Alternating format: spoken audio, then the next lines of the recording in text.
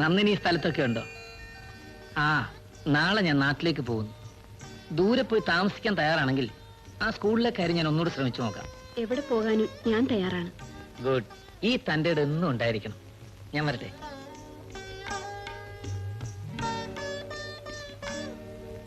നീ എന്തിനാണ് ഇവിടെ നോക്കുന്നത്? നാമം ജപിക്ക്. ശിവപാദത്തൊടണവാനൊരു വഴി തേടുക മനമേ, അതിനെന്തൊരു വഴി എന്തിന് ഹരശങ്കര ജയനെ. നിന്നെ ഞാൻ സമ്മതിച്ചിരിക്കണ മോനെ. എന്റെ എല്ലാ സംശയങ്ങളും തീർന്നു. നീ എന്റെ മോനെ തുടങ്ങി. അവനെ ജോലി സ്ഥലത്ത് വിളിച്ചു വരുന്നത് എന്തിനാണെന്ന് പറ. കേട്ടോ കൂട്ടുന്നാരെ, ഇവൻ കഴിഞ്ഞ ആഴ്ച വീട്ടിലോട്ട് വന്നോളാമെന്ന് പറഞ്ഞപ്പോ തന്നെ എനിക്ക് അശേഷം വിശ്വാസം തോന്നിയില്ലേ? ഞാൻ പറയാമല്ലോ. അതൊക്കെ പോട്ടെ, ആള് വന്നല്ലോ.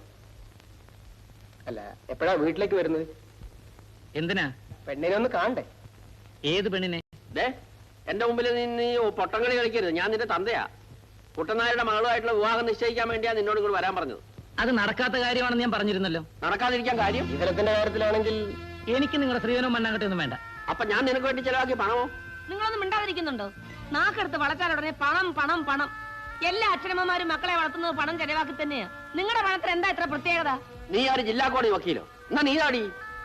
എടി, മക്കളെ പഠിപ്പിച്ച് വലുതാക്കാന്ന് പറയുന്നുണ്ടല്ലോ, ഒരു ബിസിനസ്സാ. എനിക്ക് എന്റെ മുടക്കിയ പണം തിരിച്ചു കിട്ടണമെന്ന് വളരെ നിർബന്ധമാണ്. ഓ, ഞാൻ ബുദ്ധി പറഞ്ഞുതരാം. ഏതെങ്കിലും ചന്തയെ കൊണ്ടുപോയി വെട്ടിമുറിച്ച് ഇറച്ചി വിലക്ക് വിൽക്ക്. ഏതായാലും കല്യാണം കൊണ്ട് കടം വീടുമെന്ന് കരുതണ്ട. നിങ്ങൾ മകളെയും കൊണ്ട് എന്റെ പിന്നാലെ നടക്കാൻ തുടങ്ങിയിട്ട് നാള് കുറെ ആയല്ലോ. ആ പെൺകുട്ടിയെ വേറെ ആർക്കെങ്കിലും വിവാഹം കഴിച്ചു കൊടുത്തൂടെ? എങ്കിൽ പിന്നെ ഞാൻ ഇറങ്ങുന്നു. ഞാൻ പറഞ്ഞ ശരിയല്ലേ? പിരിയാ ചെറുക്ക് പോലെ എന്റെ മാളയും കൊണ്ട് ഞാൻ നിങ്ങളുടെ പറഞ്ഞ് നടക്കുന്ന എന്തിനാ?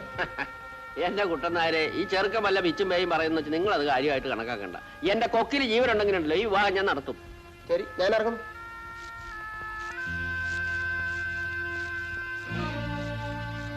എടാ, ചിട്ടിക്കാരൻ കുട്ടനായരെന്ന് വെച്ചാൽ ആരാന്നാ നീ വിചാരിച്ചേ? ഒരു ദിവസം അയാളുടെ ആഫീസിൽ വന്നും അറിയുന്ന പണം എത്രയാണെന്ന് നിനക്കറിയാമോ? നിനക്ക് അവളെ സ്വപ്നം കാണാൻ പോലും യോഗ്യതയില്ല. ഇത് നടക്കാത്ത കാര്യമാണ്. അച്ഛൻ എന്നെ നിർബന്ധിക്കരുത്. അവനിഷ്ടമില്ലെങ്കിൽ പിന്നെ നമ്മളെന്തിനാ എത്ര നിർബന്ധിക്കുന്നത്? ഒരു ചൊഴിയാൻ വെച്ചോണ്ടല്ലോ. അവന്റെ മനസ്സിരിപ്പ് എന്താന്ന് എനിക്കറിയാം. ആ മാരാജ്യ പെണ്ണ അവന്റെ മനസ്സിരിക്കുന്നത്. ആ ചെണ്ടയിട്ട് പെരുമാറാവുന്ന എന്റെ മോൻ കരുതണ്ട. കാരണം മാരാജ്യ മാന്യത്തെ വിളിച്ചുകൊണ്ട് എന്റെ വീട്ടിൽ വന്നാലുണ്ടല്ലോ.